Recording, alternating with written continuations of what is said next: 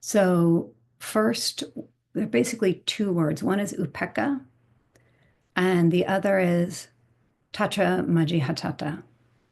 And there's so much context and sense within the words themselves about what this is pointing at. So upekkha, this common term, literally means to look over and refers to equanimity that arises from the power of observation. This like ability to see without being caught, to really emphasize the seeing, the mindfulness, the knowing without being fused to it. And when that is well developed, there is the possibility of a deep sense of peace, right? And upekkha can also refer to this like spaciousness that comes from seeing the bigger picture, right? So often we experience non-equanimity because our mind is very narrow in time, narrow in possibility. And upekkha points us to this literal, it's like the guideline open, like opening perception, perspective, time to see from a broader perspective. So more qualities of equanimity are revealed by this term tatra majihatata, which is a compound of tatra, which means all things, Maiha, which means middle, and tata, to stand. So it really means to stand right in the middle of something. And so here we have these two words or two compounds. One is like to see from above, to see with observation, while standing in the middle and standing in this sort of like balanced place, right? So I think it's really important with equanimity because there are often misunderstandings that in equanimity, you're not avoiding experience. You're standing right in the middle, but with perspective, right? You're not just like batted around by the waves of pleasant and unpleasant, whatever's happening in the mind in any given moment. So this is like the what, right? Like what is equanimity? And there's much more to say, but this is again, this like this sense of balance, perspective, and ultimately peace that comes from that. And then there's the how, like that sounds great, but how do you do that? What actually enables the mind and body to find that, especially in the midst of challenge, especially in the midst of what is unwanted and painful? And so I'm just going to name one aspect and then I'll pass it off to Yenkuei, which is this sense of friendliness towards experience. Ajahn Sucitto calls it an even-minded empathy. Like whatever arises, there is empathy for it internally. In the tradition that I come from, we call it Maitri. That's a Sanskrit for metta.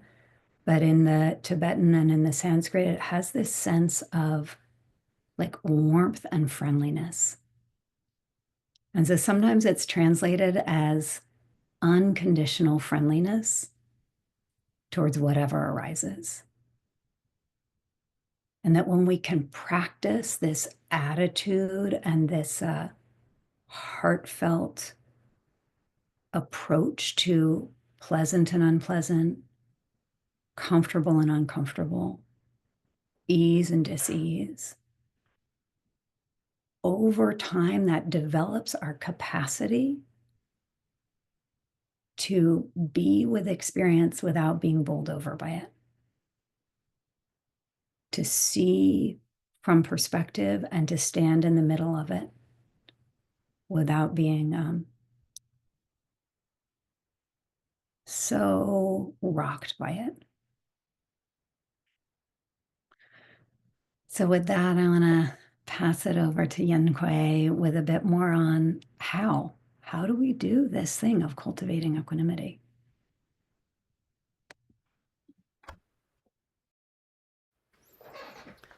Thank you, Anna Brown. I want to highlight this takes over time. It takes time. But it's right away, immediately happening right now, even just with the breath right now, noticing breathing in and breathing out. There's change happening right there. Taking an in breath, out breath is happening in the body. Is it balanced? Does the breath feel kind of balanced between in breath, out breath? Is there more of one emphasis on the other energetically? And does the awareness of that brings almost like a self-regulation happening already? Balance is like this.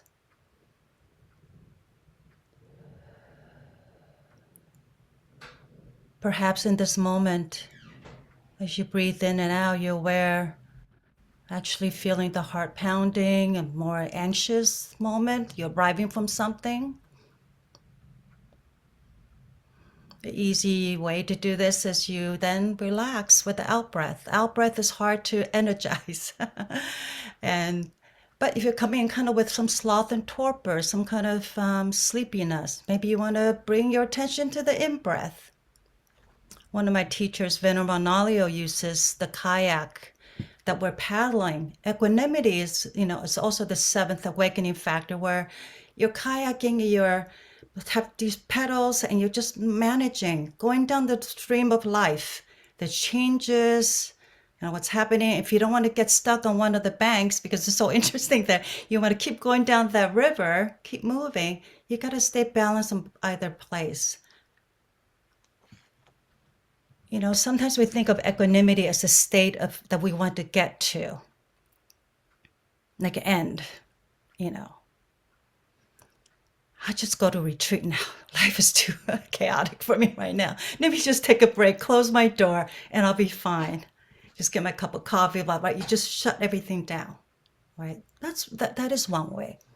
You get to the worldly, so-called worldly equanimity there, where the external conditions are pleasant, easeful, just the way you want them, under your control. No, we're all practitioners. We know this isn't, we've lived life, that's not how it is. Sometimes we do have some sense we can do that. Today we have the precious time to practice, to know about unworldly equanimity.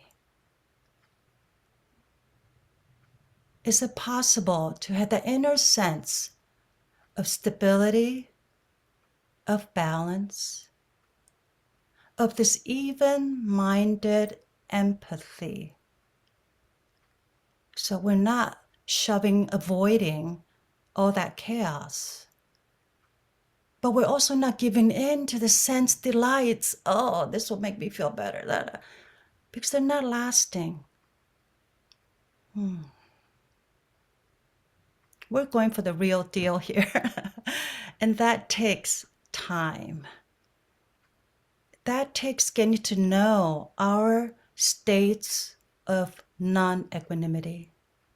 All those states that we very quickly change our position, get another coat, get a cup of call a friend whenever something's going wrong. It's the doctor. It's, I was taking care of my mother. It's the doctor. It's the meds. It's the diet. It's the exercise. Maybe it's just aging. There's a whole certain restlessness that's underneath us all to want to make things better. And I think it's actually really sweet and human. I feel like it's actually a very wholesome thing that we do want things to be well, especially for our loved one, for the world.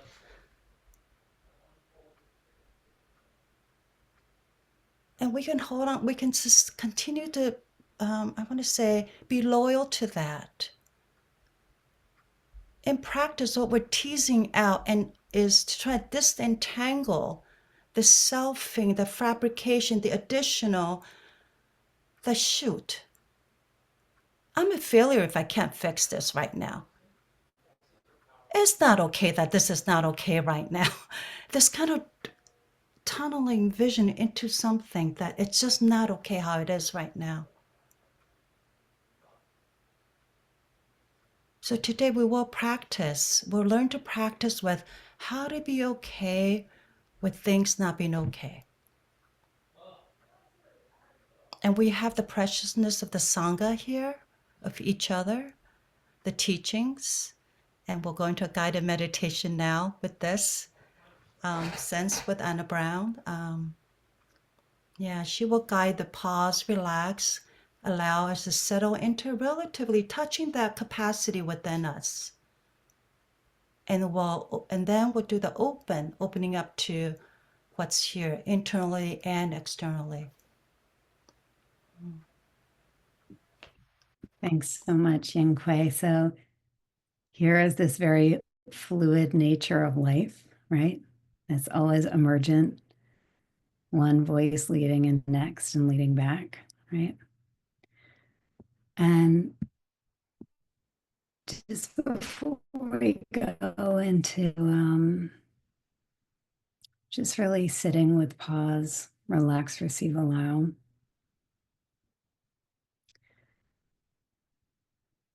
Just notice if there's any intention, right? The mind is always aimed by intention. So here you're not telling the mind you should, You're just tuning into the wisdom that's already here. What is the wholesome intention for this time arising right now?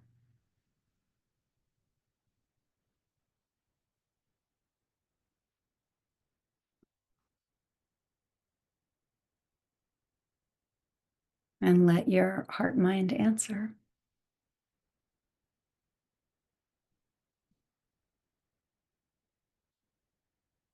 This is the pause already.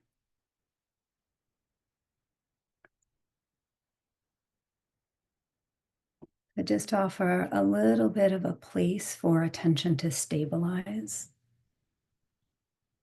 Could find it in the breath, in the nostrils or belly, or simple body sensations of hands and feet.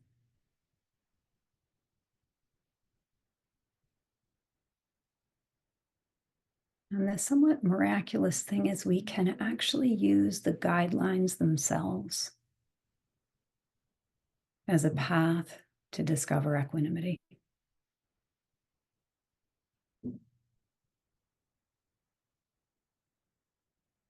And this first step, this first guideline, pause, is to simply slow down and know experience.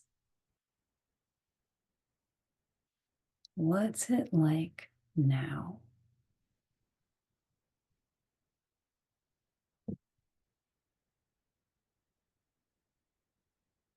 Is there ease or tension in the mind? Is it speedy or slowed down?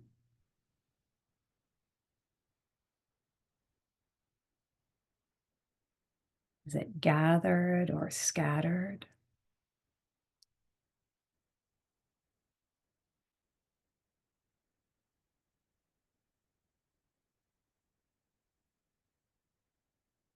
And this invitation is to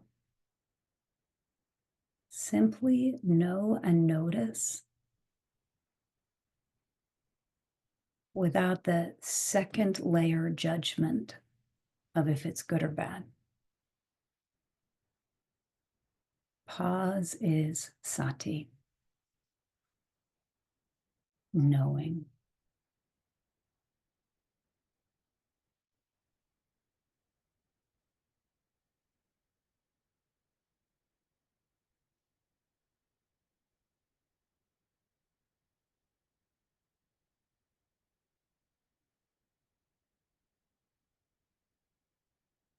And if the mind wanders off into stories of the past and future, mental movies, you're just noticing that.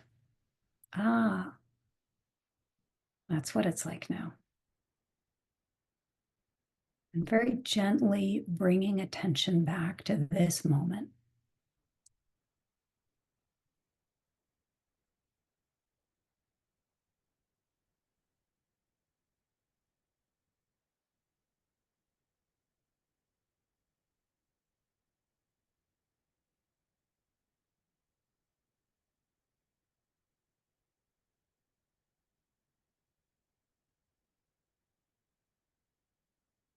You simply can pause over and over and over again. Each moment, what's it like now?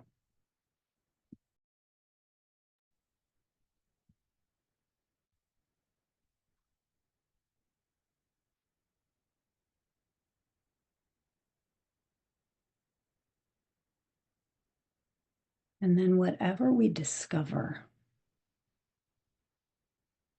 pleasant, unpleasant, neutral, delightful, okay or not okay, can be met with this attitude, this fundamental warmth of relax, receive, allow this experience as it is.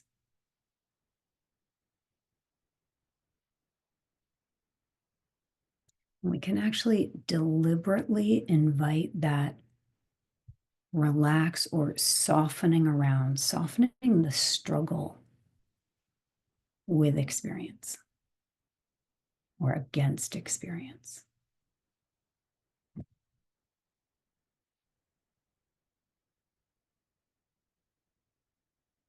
And just notice what that does.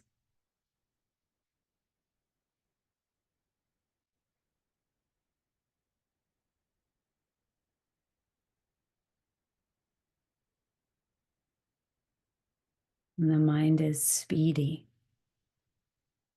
Okay. Allow what can be relaxed to relax and then receive it. This is what a speedy mind is like. Oh, unconditional friendliness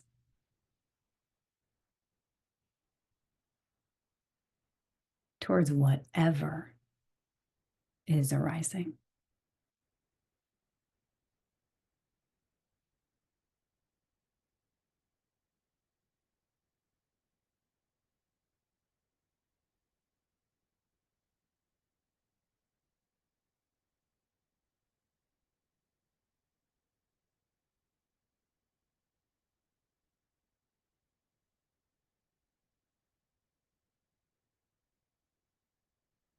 Perhaps there is a moment of tension or pain in the body.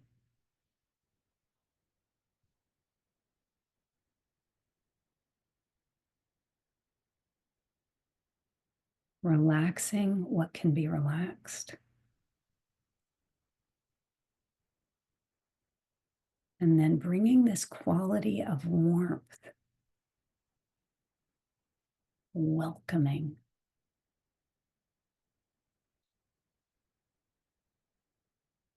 to what we habitually turn away from or try and fix.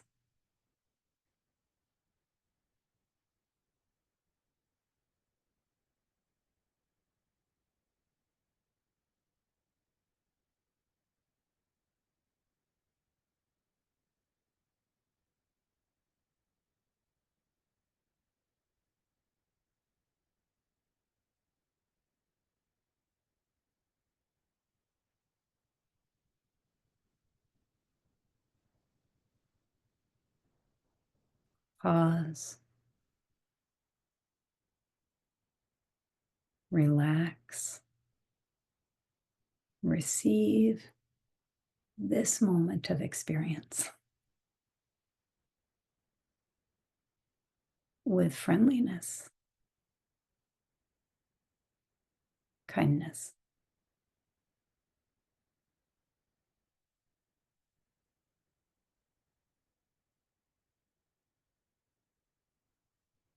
And in a moment, you'll hear a new voice because life is always changing.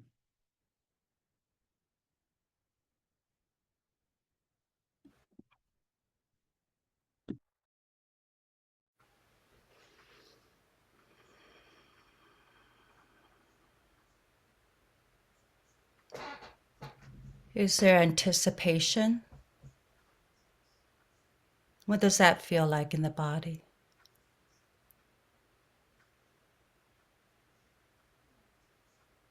Balanced or a little pushed off?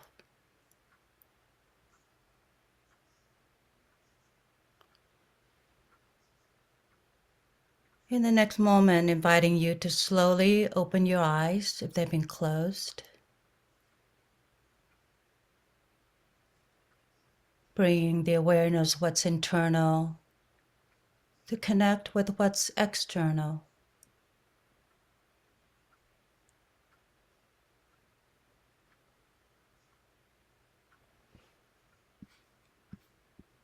What shifted as you receive sights, the screen, friends in front of you on the screen, or around you, around the room?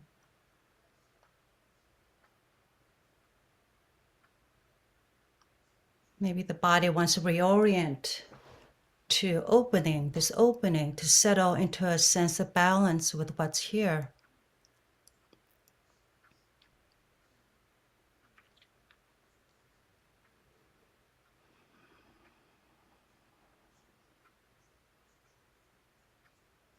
You know, we're about to go into relational practice, and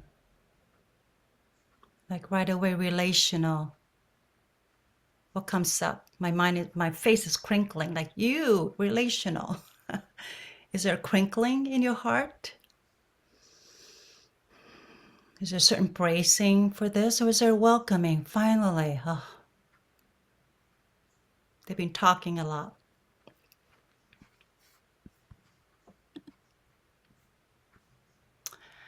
I see that Nobantu has sent a text. Some of you might see in the chat box that she needs to leave. There's a big storm there.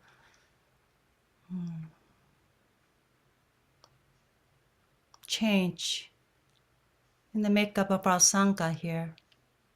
And may she be well.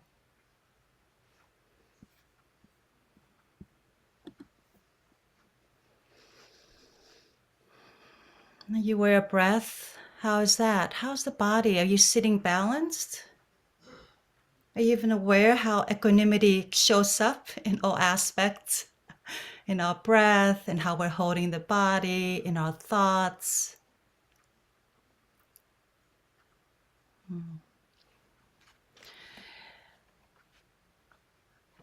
For our first contemplation, I would actually like you to recollect a time when, or situation in which non-equanimity shows up. This is not something we like to do. Usually we don't dwell on that. Right away, when there's some dis-ease, we do something to change it. We plan, we strategize. But I'm inviting you to actually to use the guideline pause in this contemplation. Not even relax. I appreciate Anna Brown offering relax in the contemplation, that you could intentionally invite relax to this ease. But I'm asking you this time, when we go into dyads, for you to just focus on, just use pause. If relax arises naturally, let it be there and notice relax. Just pause and receive the experience as it is. Receive the unfriendliness, if that happens. Receive the aversion. Receive the rejection. No way, Jose, not this. I don't want to feel, or whatever that might be happening. Receive the ugly mind states, or maybe pleasant minds, whatever that is. Really give yourself a chance just to receive and pause to note what's happening. It is pleasant, it is unpleasant, it's anxious, it's really unwanted. No way. It's fluttering. It's making my body really tight, uneasy. my belly, whatever that's happening, note that. When I do that, there's a moment in which just watching it actually comes to, you watch that momentum, you watch the nature of that, and it comes to a stop. A moment of stepping away that just happens. You could see, just in the practice, you could see, this is it. This is what's going on. So just to see, pause to see. So you will be in dyads of 2 people. And I think Tony has made the breakout rooms for us. When you go into the room, you'll just say hello to your partner. The person with the shortest hair would begin first, be the first speaker, and the person with the longer hair would be the second speaker. And again, just use pause. Perhaps maybe you'll find creative ways understanding what pause actually means. And this takes some courage. And you have your lovely partner, listener, to just offering the presence and steadiness of supporting you to just explore what this is, to connect with that experience and allow that to show you the wisdom, show you what's happening, show you the pain, or show you the grasping, the fabrications, whatever that is for you.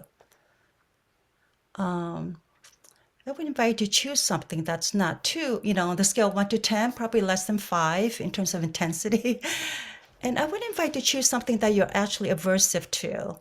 But if this isn't coming up for you in a really lovely, like external state is doing really well right now, and there's nothing coming up, maybe you might just contemplate on, geez, I don't know what to do. This is really uncomfortable for me. I don't like not knowing what to do. And what shows up for you about that?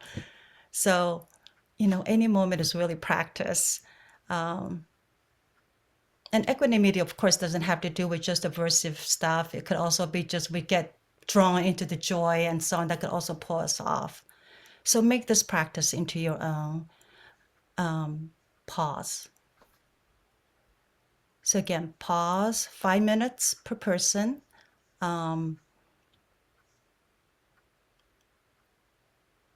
Explore, connect with the experience of non-equanimity using the guideline pause. Are the breakout rooms ready? Thank you. Any questions? All right, 5 minutes, speaker 1. And I will also be broadcasting into the room when it's time to switch. And then after that also, AB will also join for the second contemplation. We'll do a speaker 1, speaker 2, and then open dialogue. And then if we have time, we might do it harvest. If not, then AB will do a second contemplation right in the same room. Okay, let's see how this goes. Enjoy.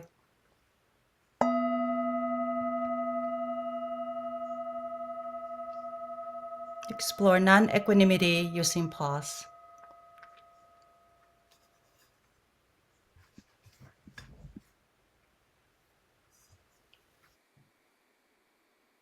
So it sounds like some people are already discovering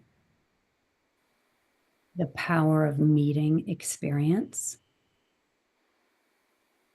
with knowing, even knowing what it is, and then with this kindness as the actual how. And then there's one more component, and basically this is the guidelines. It's pause, know. It is relax, soften around what can be, and then this welcoming friendliness to whatever the very pleasant craving, oh, I just want that, or the like, oh, yeah. I had several of those with my daughter this morning, And then this guideline open, which invites this like just softening identification with the fabricated separate self. So the invitation will to be to bring up exactly that thing, not get into the story of it or, but just what it's like in the body. Like this morning, here's a mirror. My daughter didn't want to brush her teeth. It's so small. There's a grip, right? What happens in the body, the mind, all the way from that to the US elections, that thing that happens in us, right? Pause, no. And then as you practice pause with your partner, which you just did, and knowing that sensation, mind state, to very actively practice, relax, receive, allow. So it could sound something like, oh, when that happened with my daughter this morning, there was a grip in my chest that I touched on. And now I'm like, okay, receive, allow that grip. Friendliness. If I'm unconditionally friendly to that grip right now, what happens? Now, if I add in this last layer of open perception, open beyond just the bounds of this body, open to relationality, what does that change about the experience itself and the relationship to the experience? So when you move back into your dyad, first speaker again, we'll do 5, 5, and then 5 for open dialogue, we think.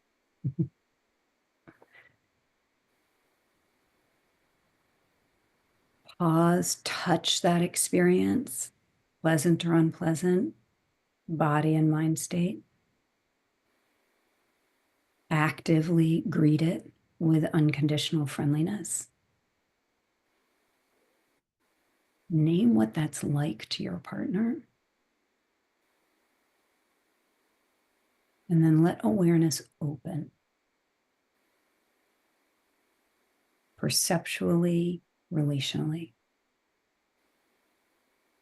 And see for yourself, what does that do to equanimity? To practice pause, relax, open with this experience.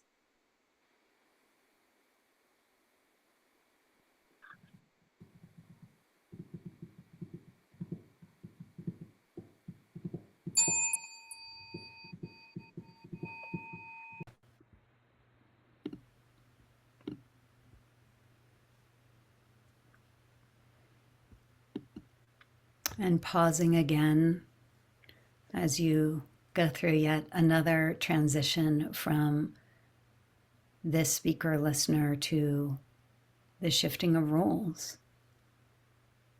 With this continued exploration, what's it actually like in the body and the mind to bring pause, relax, open, just to the experience of non-equanimity.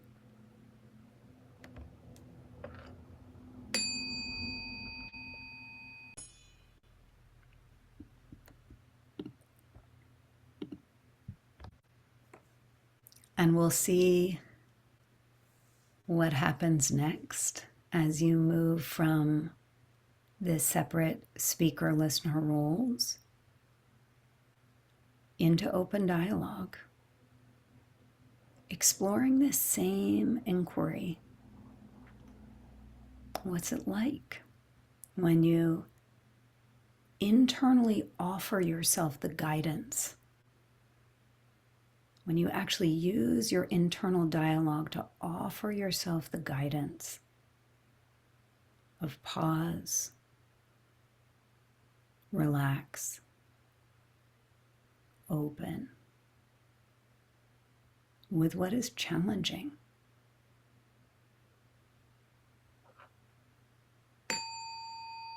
Up. This would not have happened without your sincere intention to practice and the effort that takes to manifest those intentions. So with that, let's pause for a moment and just drop into how it is now. Recollecting, sensing into the goodness that has risen in this moment from being together, practicing. Sensing into the wisdom that is here within and all around.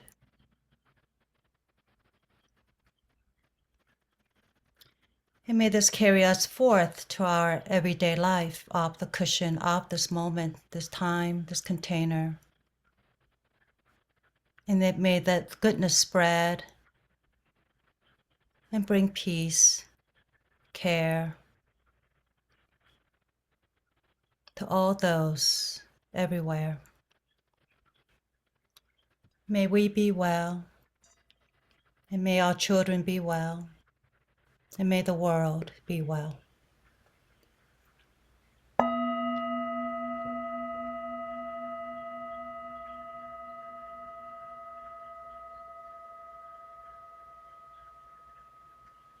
Peace, peace, and peace. Thank you.